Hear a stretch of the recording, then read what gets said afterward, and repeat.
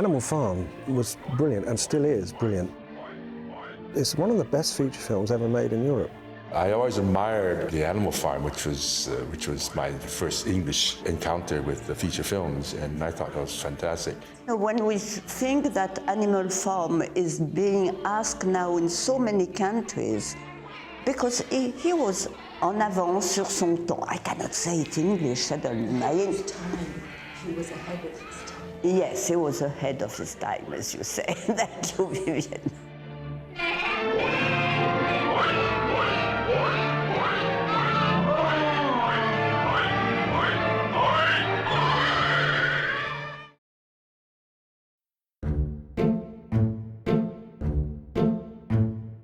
John Halas was born in Budapest in 1912, the seventh son of a Jewish mother and a Catholic father.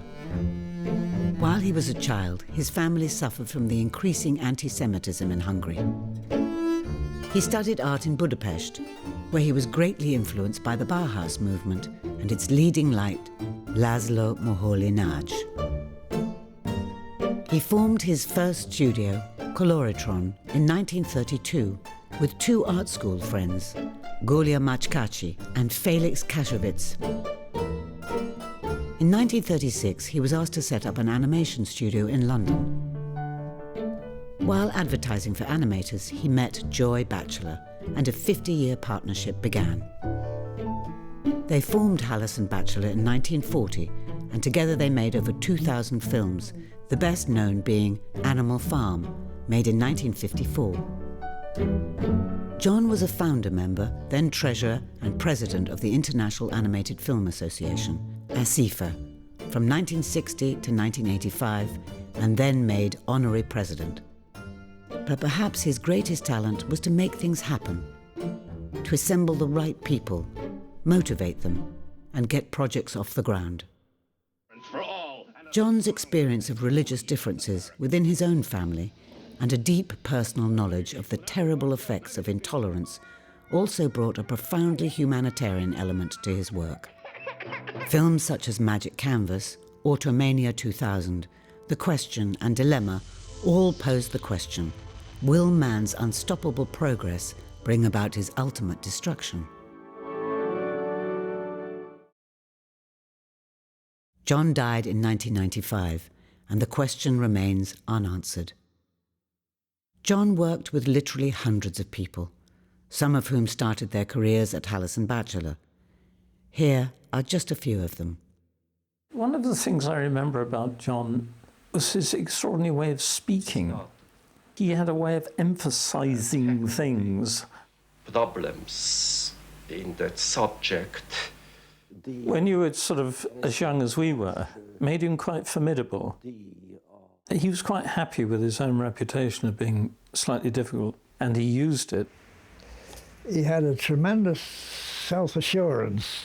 John was really a brilliant organiser. I mean, he could just somehow or other, he could just get it all together. He was, in many ways, exceedingly generous, amazingly generous. In other ways, not so much. John was more like our father.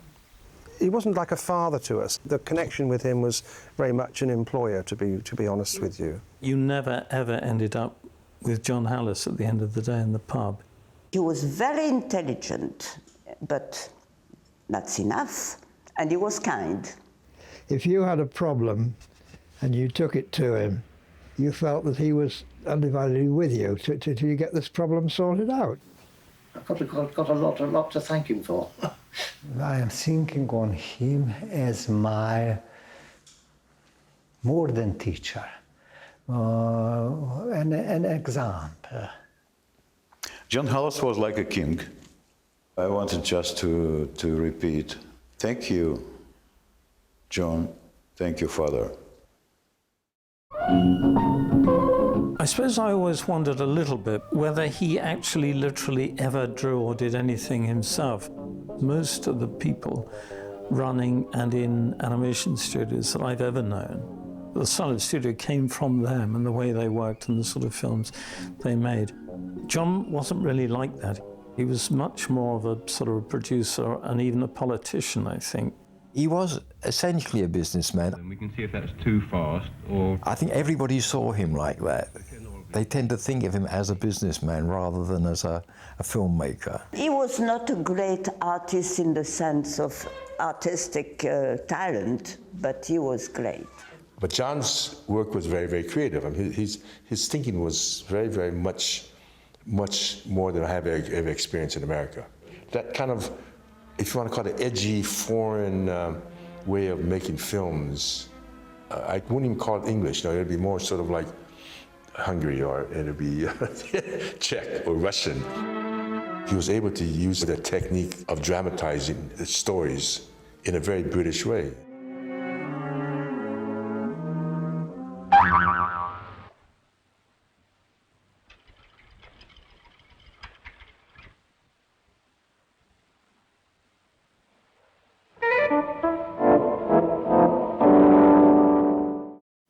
I think he liked to get people to work for him, and he gave them a sort of free rein, as it were.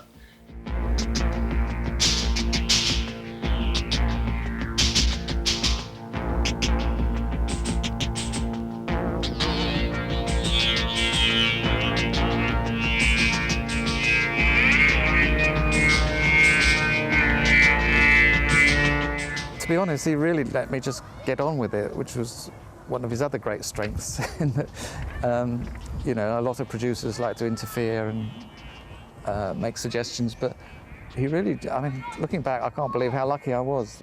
Most of British animation at that time passed through John's doors in one way or the other. He gave a lot of people a chance to do their own work without any bother. I think he had that knack of just spotting the potential of somebody or something, you know, and they were right for that particular work, that job, you know. If he saw that somebody has a good skill in his area, then he trusted him or her, and his instructions were not very direct, you know, just okay, do this job. I have an idea, maybe something like this, but do your best. And I enjoyed it very much.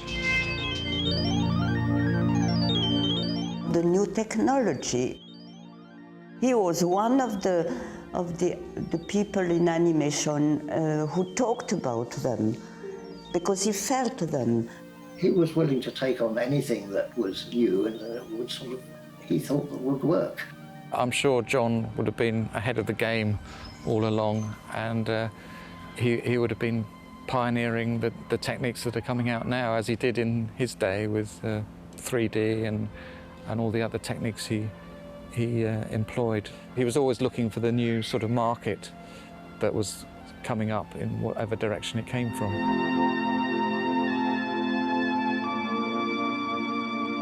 John was also very good at gathering people from all over the world, particularly Eastern European countries. John coming over from Hungary in the 30s and 40s, that obviously he liked to help other people who might be in distress and had them in his studio. He was the president of the International Animation ASIFA, you know, he was the top man. He paid for a lot of the ASIFA stuff himself. I'm sure it didn't come from ASIFA funds. I attended one of these meetings, and you see him come in with his overcoat over his shoulders, you know, and all these people, and he sits in the chair in the middle and runs the whole thing. That absolutely amazed me. When the Cold War becoming almost hot, somehow he erected that bridge over that Iron Curtain. We are working to our goal for peaceful world. I don't think anybody else could have handled it the way he did. There would be forever the Russians and the Americans at each other's throats, just terrible, terrible conflicts going on. And John just ignored it, and would laugh and change the subject, and he was completely brilliant. His vision was that there could be a better world, and that animation could be, you know, a contributing factor, and a very large factor in that. Were you aware of John's aspirations? Because he always seemed to believe that animation was going to save the world, and you know, that it was this great artistic expression, or that it could. Well, absolutely, yes, and he was always talking along those lines. But you know, when you're working for him, you just sort of turn off when it. But I think the fact that he put so much of his own money, you see, he really was in that way extremely generous. He put a lot of his own money into something that was really rather wonderful, I think. It is clear that John Halas meant different things to different people and remains an enigmatic figure. What is certain, though, is that without him a truly fantastic body of work would simply not exist, nor the careers of many of the hundreds of people who worked at Halas Batchelor. This alone is surely a fitting legacy for which he deserves to be remembered.